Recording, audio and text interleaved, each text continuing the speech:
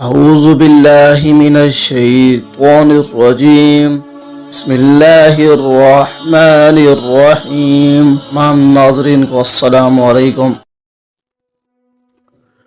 جب حضرت یوسف علیہ السلام مصر کے بادشاہ بن گئے اور سارا مصر آپ کے زیر اختیار آ گیا، زلیخا کے خاوند عزیز مصر کا انتقال ہو گیا اور زلیخا مایوس و پریشان ہو کر اپنے اقتدار کے دور کے کچھ جواہرات کے ساتھ ایک جنگل میں چلی گئی اور جنگل میں ہی ایک کٹیا بنا لی جس میں رہنے لگی۔ اب اس کا وہ حسن و جمال اور عالم شباب بھی باقی نہ رہا۔ یوسف علیہ السلام کے عروج و اقتدار کے دو ٹنکے بجنے لگے اور زلیخا گوشہ گمنامی میں جا پڑی۔ حضرت یوسف علیہ السلام ایک دن اپنے لشکر سمیت بڑی شان و شوکت اور شاہانہ جال جلال کے ساتھ اس جنگل سے گزرے۔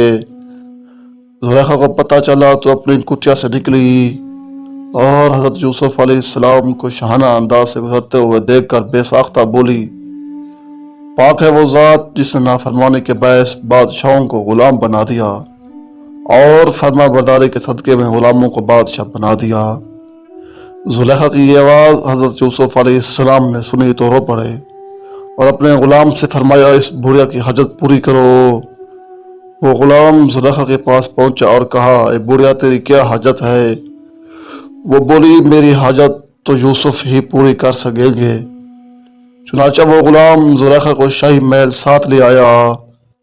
حضرت یوسف علیہ السلام جب محل میں پہنچے اور آپ نے اپنا شاہی لباس اتارا اور اللہ کی عبادت کے لیے اپنے مصلے پر بیٹھے تو اس وقت آپ کو پھر وہی جملہ یاد آیا۔ آپ رونے لگے۔ پھر غلام کو بلا کر پوچھا، اس بڑھیا کی حاجت پوری کی یا نہیں؟ اس نے عرض کیا، حضور وہ بڑھیا یہیں آ گئی ہے اور کہتی ہے کہ میری حاجت تو یوسف ہی خود پوری کریں۔ فرمایا، اچھا اسے یہاں لاؤ۔ چنانچہ زلیخا خدمت میں حاضر کی گئی اور اس نے حاضر ہوتے ہی سلام عرض کیا۔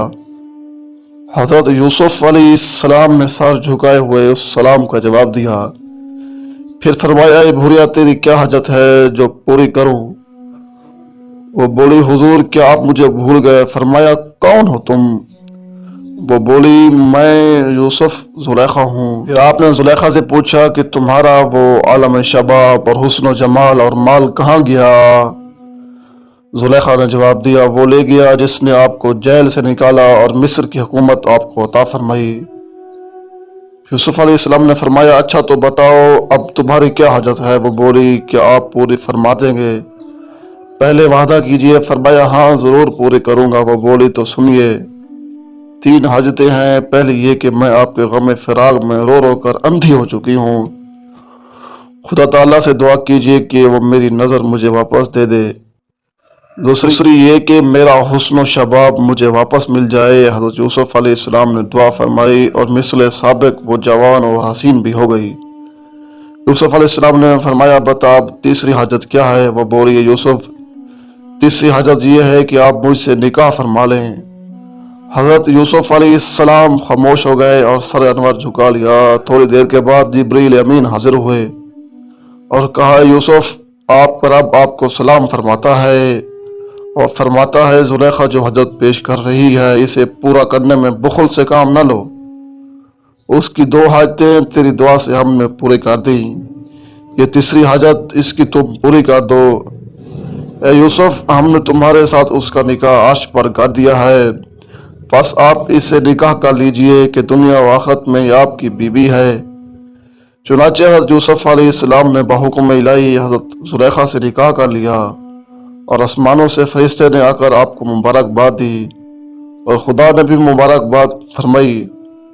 پھر زلیخا نے حضرت یوسف علیہ السلام سے یہ بات بھی ظاہر کر دی کہ عزیز مصر عورت کے ناقابل تھے اور اللہ نے مجھے آپ کے لیے محفوظ و مامون رکھا۔ چنانچہ حضرت زلیخا کے ہاں پھر یوسف علیہ السلام کے 2 صاحبزادے پیدا ہوئے، ایک کا نام افرایم اور دوسرے کا نام میشا تھا اور دونوں ہی حسن و جمال کے پیکر تھے۔